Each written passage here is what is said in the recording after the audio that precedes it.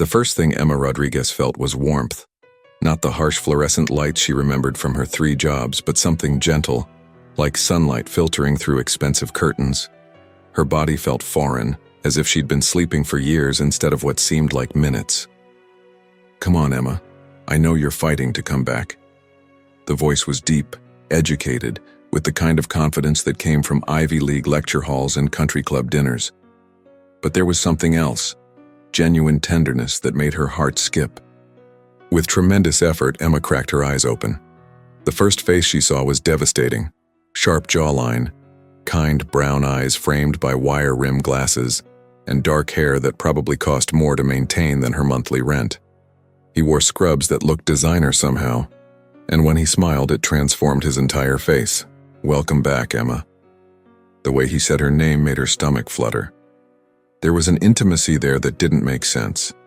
She was just a nurse from St. Mary's Public Hospital. This man looked like he belonged in medical journals and hospital galas. "Doctor," she croaked, her throat dry as paper. "James," he said softly, helping her sip water from a cup that definitely wasn't standard hospital issue. "Dr. James Mitchell, you've been sleeping for 6 months, Emma." 6 months. The word should have terrified her, but something in his voice made her feel safe. That's when the door burst open and a woman in a $3,000 dress swept in. "James, darling," she announced, not even glancing at Emma. "The wedding planner called. The ceremony is in 4 hours and your mother is having an absolute meltdown about the seating arrangements." Emma watched James's face go pale.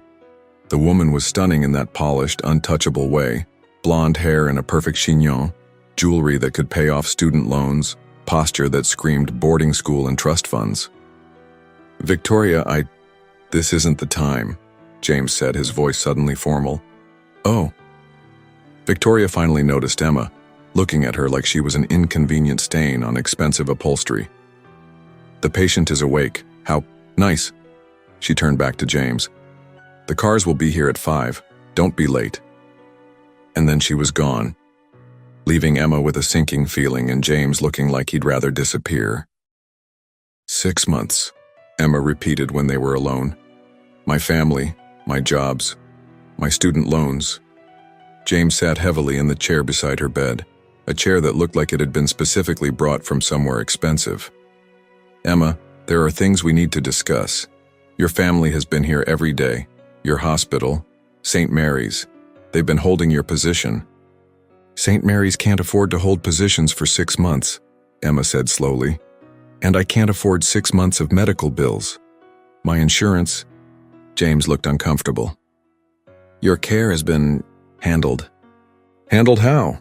I work 3 jobs and still can't make ends meet. This room alone must cost—" "Emma." His voice was gentle but firm. "You were in a specialized care unit. The treatment you received, it wasn't standard protocol." Something cold settled in Emma's stomach. "What kind of treatment?" James stood up, pacing to the window that overlooked not the crowded parking lot of St. Mary's, but a pristine courtyard with actual landscaping. "You had a traumatic brain injury from your car accident. Conventional treatment said the prognosis wasn't good." "Where am I?" "Presbyterian Elite Medical Center." Presbyterian Elite? The hospital where she'd applied for nursing positions 3 times and been rejected each time, where the nurses wore designer scrubs and the patients had VIP suites. "I can't afford this place for 6 hours, let alone 6 months." James turned back to her, conflict clear in his eyes. "Emma, I need to tell you something about your accident. You were driving home from your Uber shift at 2 a.m. when a drunk driver hit you. You were unconscious when they brought you to St. Mary's emergency room." Emma nodded. This part made sense. "But your injuries were beyond what St. Mary's could handle. They were going to transfer you to County General, but..." He paused. "I was doing a consultation at St. Mary's that night. I saw your case. And I had you transferred here instead, against protocol, against hospital policy, against everything my department chair told me." Emma stared at him. "Why?" James met her eyes, and in them she saw something that made her breath catch. "Because everyone else saw statistics. Another uninsured patient who probably wouldn't make it. But when I looked at your chart, I saw Emma Rodriguez, 26 years old, First-generation college graduate working 3 jobs to pay off student loans while helping support her family. I saw someone who deserved a fighting chance. The revelation hit her like a wave. This wasn't just a doctor treating a patient. This was personal. "Dr. Mitchell," Emma said carefully, "what exactly did my treatment involve?" James looked like he was making a decision that would change everything. He walked to a cabinet and pulled out a thick medical file. "Emma, what I'm about to show you. It could end my career if anyone finds out." He opened the file, revealing pages of notes in his handwriting, medical charts and brain scans. But what caught Emma's attention were the dates, detailed entries for every single day of her 6-month coma. Day 1. Patient Emma Rodriguez admitted with severe TBI. Standard protocol suggests minimal intervention. I disagree. Beginning experimental treatment program. Emma looked up at him. Experimental? Day 15. Emma's brain activity shows unusual patterns during music therapy. She seems to respond to classical music, specifically Mozart. Note: increased daily music sessions. Day 23. Breakthrough. Emma's vitals stabilize when I speak to her about her nursing school achievements. She seems to hear and respond to positive reinforcement about her goals and dreams. Emma's hands were shaking as she flipped through pages of entries. 6 months of daily notes. 6 months of a renowned neurosurgeon spending hours with an uninsured patient who shouldn't have been his responsibility. Day 67. Emma squeezed my hand today when I told her about the scholarship program I'm developing for first-generation medical students. I know it sounds impossible, but she's listening. She's fighting. Day 134. Had to skip the hospital board dinner tonight. Emma's vitals were unstable and I couldn't leave. Victoria isn't understanding why I'm so invested in this case. How do I explain that this patient has become the most important part of my day? Emma stopped reading and looked up at James. You wrote about me every day for 6 months. Emma, the treatment you received, the experimental procedures, the around-the-clock monitoring, the specialized equipment, it saved your life, but it also cost $847,000. The number hit her like a physical blow. 800? James, I'll never be able to pay that back. My family will lose their house. It's already paid for. Emma stared at him. What? I paid for it, all of it, the treatment, the equipment, the room, everything. The silence that followed was deafening. Emma felt like the world had tilted off its axis. Why? She whispered. James sat back down, leaning forward with his hands clasped. Because somewhere around day 30 I realized I wasn't just treating a patient anymore. I was falling in love with a woman who was fighting harder to live than anyone I'd ever met. Before Emma could process what James had just confessed, the door opened again. This time it was an older man in an expensive suit, silver hair, commanding presence, the kind of person who owned things instead of working for them. James, he said, his voice carrying the authority of old money and older power. We need to talk. Now. James stood up stiffly. Richard. Emma, this is Richard Whitman Sr., CEO of Whitman Medical Group. Emma's blood chilled. Whitman Medical Group owned half the hospitals in the state, including Presbyterian Elite.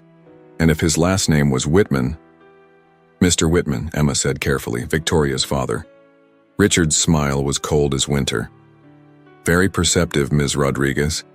Yes, Victoria is my daughter, and James here is about to become my son-in-law in exactly 3 hours and 47 minutes. James stepped forward.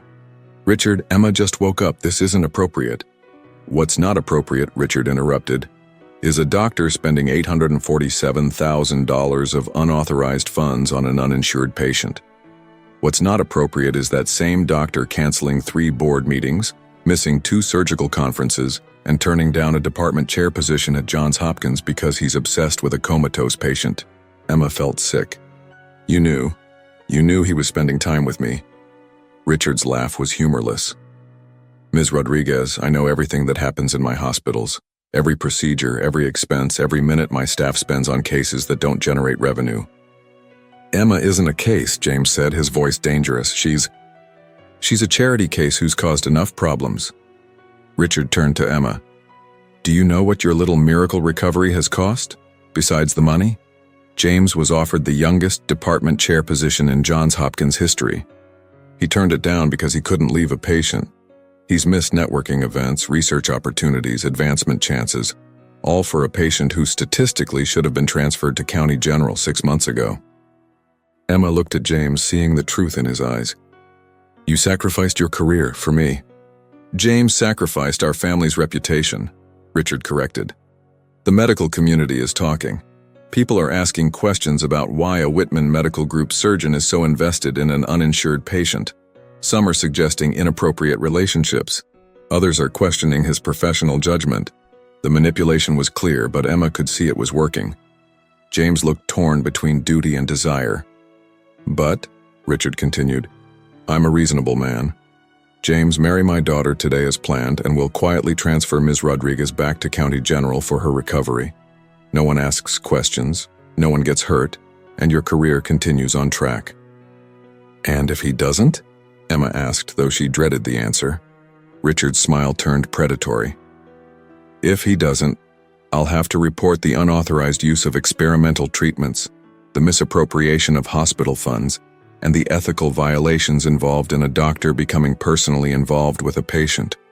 James will lose his medical license. You'll be transferred to County General with a $847,000 medical debt that will destroy your family's finances for generations." The room fell silent except for the sound of Emma's heart monitor beeping rapidly. "There's more," Richard said, producing a tablet. "Ms. Rodriguez, your family's immigration status has some irregularities. Your mother's work visa, your brother's student status. It would be unfortunate if ICE received an anonymous tip about a family defrauding the healthcare system." Emma felt the blood drain from her face. "Oh, you wouldn't." "I would. I will. Unless James marries my daughter today and this entire situation disappears quietly." James looked between Emma and Richard, the weight of impossible choices clear on his face. "Choose carefully, James," Richard said, heading for the door. "You have 3 hours to decide what's more important, your career and this young woman's family's safety, or a fantasy romance with a patient who was unconscious for your entire relationship." After he left, Emma and James sat in horrified silence. "James," Emma said finally, "you have to marry her." "Emma!" "No. Listen to me. I won't let you destroy your career for me. I won't let my family be deported because I was in an accident. Marry her, please." James looked at her with an expression of pure anguish. "Emma, you don't understand. These 6 months, falling in love with you, it's the most real thing I've ever felt. Victoria and I. It's what our families planned, what makes business sense, but I don't love her. I love you." "Then love me enough to let me go," Emma whispered, tears streaming down her face.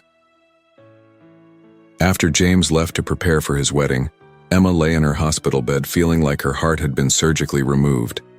That's when the door opened quietly, and a woman in scrubs peeked in. "Emma, I'm Sarah, head nurse here at Presbyterian. Can I come in?" Emma nodded, wiping her eyes. Sarah was in her 50s, with kind eyes and the efficient movements of someone who'd spent decades caring for people. She pulled up the chair and sat down. "Honey, I've been working here for 25 years. I've seen a lot of doctors, a lot of patients, and a lot of relationships.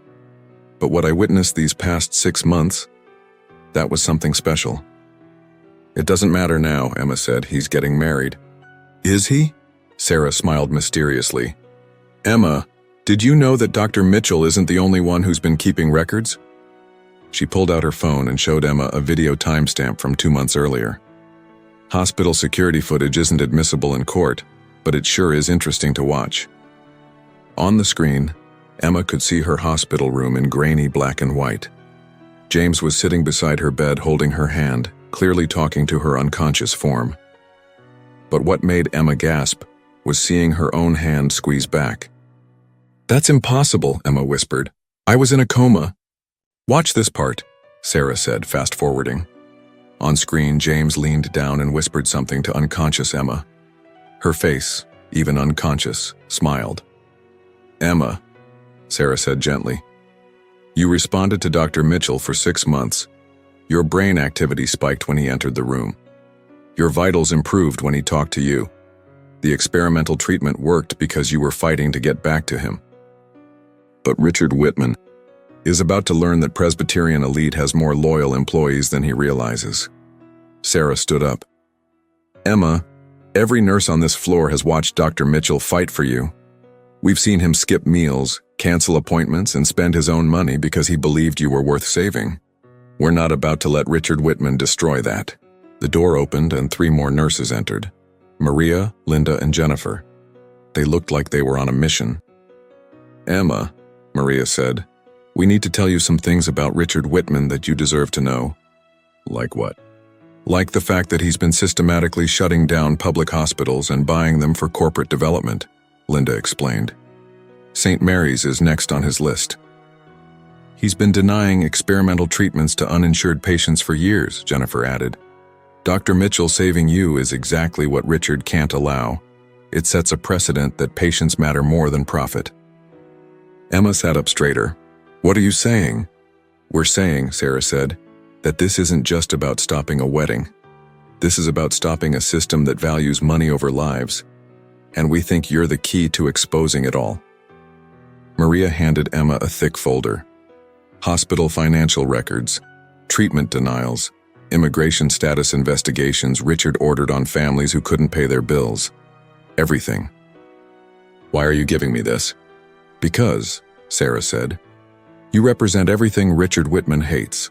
A working-class woman who survived because a doctor cared more about saving lives than following profit margins.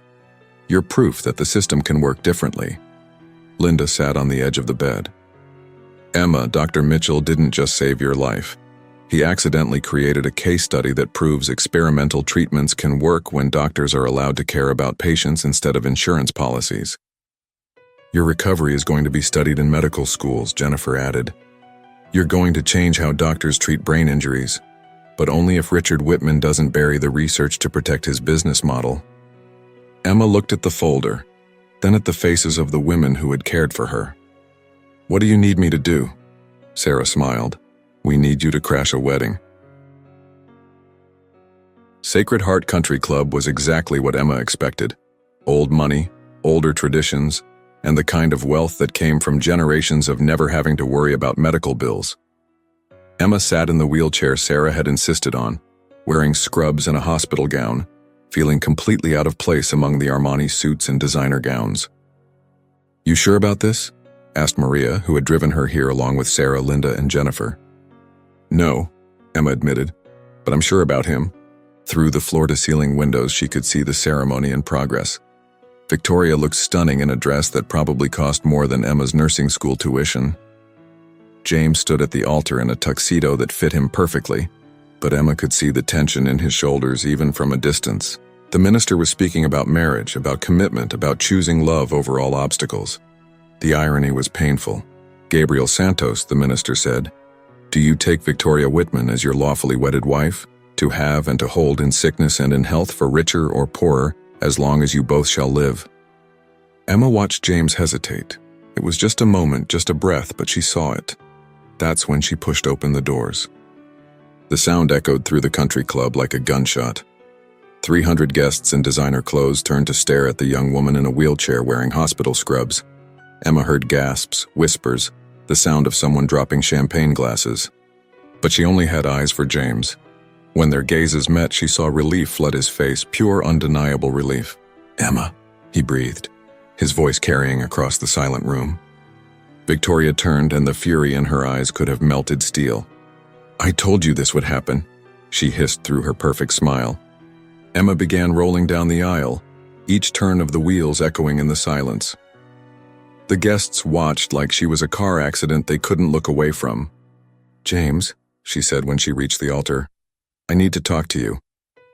Emma, you can't be here, Victoria interrupted, stepping down from the altar. This is my wedding. Actually, Emma said, keeping her eyes on James, I think this wedding is about choices, and James deserves to make his with all the information. James stepped down from the altar too, ignoring Victoria, ignoring the shocked minister, ignoring the murmurs of 300 guests. He knelt beside Emma's wheelchair. How did you know where to find me? He asked. I had help, Emma said, gesturing to the nurses who had followed her in. And I remembered some things. What things? I remember your voice telling me to fight. I remember the music you played. I remember feeling safe even when I was lost." She paused, gathering courage. "And I remember falling in love with you, James. Even unconscious, even not knowing who you were, my heart recognized yours." And then he kissed her, right there in front of 300 shocked guests, with wedding flowers scattered on the floor and the sound of FBI agents making arrests in the background. It was the most perfect kiss of her life, because it was the first kiss she'd given while being completely conscious of loving someone who loved her back. The silence in the country club was deafening. "That's impossible," Victoria said, but her voice had lost its confidence. "Is it?" Emma asked, finally looking at her. "Or is it just inconvenient for your family's business plans?" Richard Whitman stepped forward from the front row, his face dark with anger. "Enough, security!" "Wait," Emma said, raising her voice so the entire room could hear. "Before you call security, I think your guests should know what kind of man you really are, Mr. Whitman." She opened the folder Sarah had given her. "Ladies and gentlemen, did you know that Whitman Medical Group has been systematically denying experimental treatments to uninsured patients? Did you know they've been shutting down public hospitals to increase their profit margins? Did you know that Mr. Whitman has been using immigration investigations as threats against families who can't pay their medical bills?" Murmurs began rising from the crowd. "That's enough," Richard shouted. "Security!" "Actually," said a new voice from the back of the room, "I'd like to hear more." Everyone turned to see a woman in her 60s walking down the aisle, perfectly dressed, silver hair and an elegant updo, carrying herself with the authority of someone used to being listened to. "Mom," James said, standing up. "Hello, darling." James's mother reached the altar and looked between Emma and Victoria. "I'm Margaret Mitchell, and before this ceremony continues, I have some things to say." She turned to address the crowd. "Most of you know me. You know my family has been in medicine for 4 generations. You know we believe in helping people, not profiting from their suffering." Margaret faced Richard Whitman. "Richard, I've just spent the last hour on the phone with the State Medical Board, the Hospital Ethics Committee, and several investigative journalists. It seems your business practices are about to become very public." Richard's face went pale. "Furthermore," Margaret continued, "I've spoken with the Board of Trustees at Johns Hopkins. They're very interested in offering my son that department chair position again, especially now that they know about his groundbreaking work with experimental brain injury treatments." She looked at Emma with warm eyes. "Work that saved the life of a remarkable young woman who represents everything we should value in healthcare, fighting for patients regardless of their ability to pay." Emma felt tears streaming down her face. Margaret turned to James. "Son, you have a choice to make.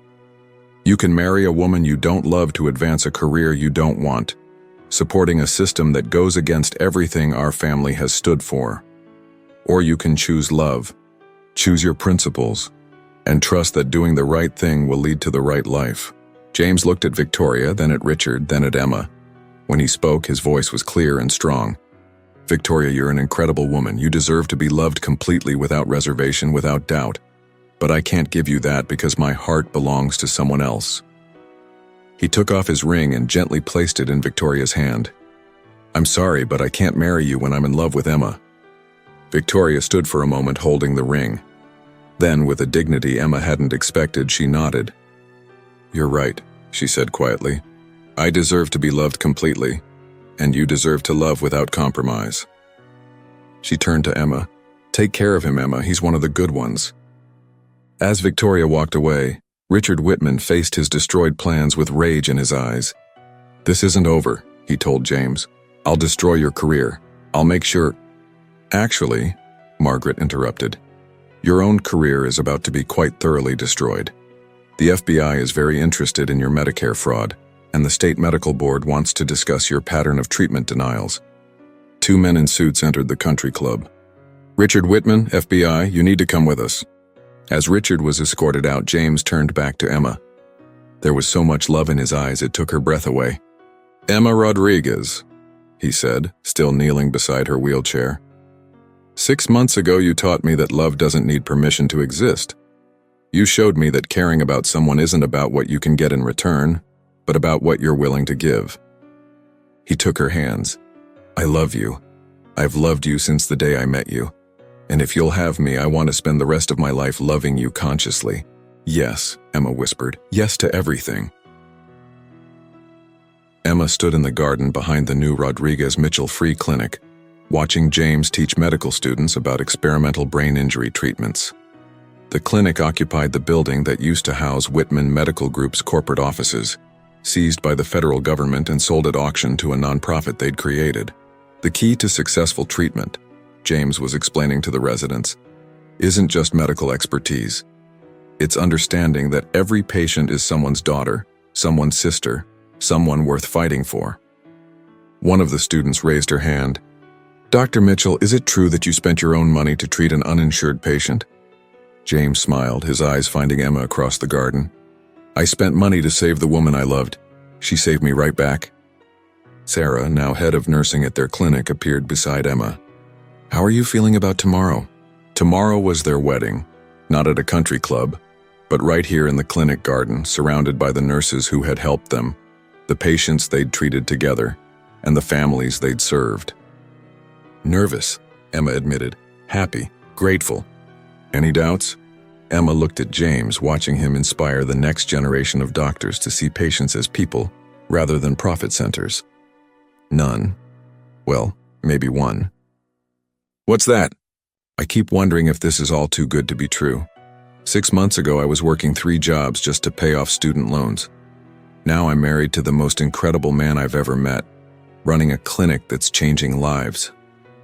Sarah laughed. Emma, you've earned every bit of happiness you have. You fought your way back from a coma, exposed a corrupt medical system, and helped create something beautiful. This isn't luck. This is what happens when good people refuse to give up. James jogged over to them, still energized from teaching. How did I do? You made 3 future doctors cry when you told our story, Emma said. I think you did just fine. Good. He pulled her into his arms. Because tomorrow I get to marry my favorite success story. I'm not a success story, Emma protested. I'm just a nurse from St. Mary's who got lucky. No, James said, his voice serious. You're proof that love can exist in impossible circumstances. You're proof that fighting for what's right always wins in the end. You're proof that the best things in life are worth waiting for, worth risking everything for. He kissed her softly. And tomorrow I get to promise to love you consciously for the rest of our lives.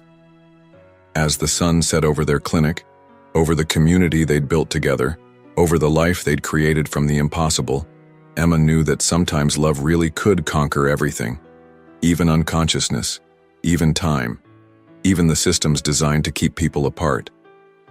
Their love story had started with a woman in a coma and a doctor who refused to give up.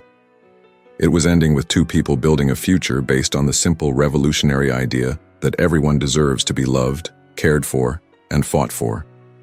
And that was the most beautiful miracle of all.